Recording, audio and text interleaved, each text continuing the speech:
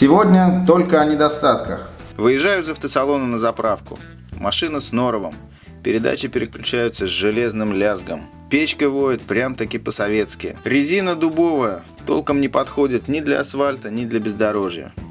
По инструкции, в каждый из двух баков должно войти по 35 литров, но уже 25-й литр оказывается у меня на штанах, 26-й на асфальте, а остальное приходится подарить заправке. Поначалу УАЗик требовал около 17 литров 92-го на сотню, потом расход упал. Сам разгон очень странный. Первая передача коротковата, где-то от 0 до 10 км в час. Дальше разгона нет, только рев. Второй передачи не хватает для того, чтобы подхватить ускорение снизу. Происходят провалы и дергания. Особенно это изматывает в пробке, при проезде неровностей или на легком бездорожье, где еще нет нужды включать пониженную. С третьей передачей все нормально, на ней хорошо разгоняться, числа подобраны удачно. Четвертая вроде неплоха, но даже небольшой подъем вынуждает переходить на третью. Пятая, наверное, хороша, но пользоваться ей не получается, потому что на трассе после 60 км в час Хантеру все сложнее оставаться в полосе. Кроме того, даже по хорошему асфальту усиливается продольная раскачка. Машина ежесекундно перекачивается с носа на корму, вызывая тошноту. После 80 начинается жуткая вибрация, и быстрее ехать не хочется. Один плюс – экономия на штрафах. Малейшая неровность или ямка здорово встряхивают пассажиров.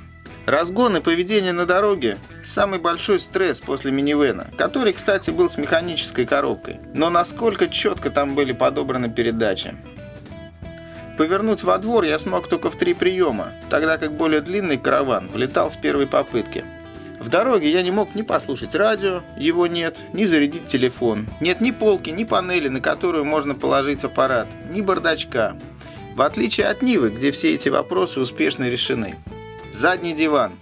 Там есть крепление для детского кресла Isofix, но при этом нет подголовников. Отличная экономия в 21 веке. Удивительно, что на более ранних Хантерах подголовники сзади были. Диван складывается долго и не до конца. Это мешает пользоваться огромным багажником. Задняя калитка очень тяжело открывается. Еще бы, на нее повесили запаску весом 26 кг. После иномарки особенно угнетает отсутствие систем подготовки воздуха для водителей и пассажиров. Тут нет салонного фильтра. Кондиционера, ясное дело, тоже нет. Поэтому, когда на улице выше 20 градусов, внутри УАЗика становится невыносимо жарко. Проблема усугубляется отсутствием какой-либо естественной вытяжки. Нет никаких прорезей или каналов в задней части, как на большинстве машин. Печкой прогнать воздух невозможно, приходится открывать окна. Становится очень шумно, пыльно или мокро, если жарким летом вы попали под дождь. Вода с желобков будет литься прямо в окно. Если день просто облачный, то можно нормально ездить при уличной температуре 23 градуса. Выше уже тяжело. А теперь, внимание! Все эти недостатки устраняются за 100-150 тысяч рублей. О том, как я это сделал, подробно расскажу в следующих частях. Что нельзя сделать за разумные деньги? Основное – это узкие двери. Даже спортивному человеку сложно попасть за руль. Надо задрать ногу на высоту табуретки, протиснуться между рулем и сиденьем, не удариться головой и не испачкаться. Еще неудобнее выходить из машины. Поначалу я из нее просто выпадал. Теперь сразу выпрыгиваю, но регулярно ударяюсь о катушку ремня безопасности. В неудобной посадке есть только одно преимущество. Кроме вас, в УАЗике ездить никто не захочет. Ни жена, ни теща.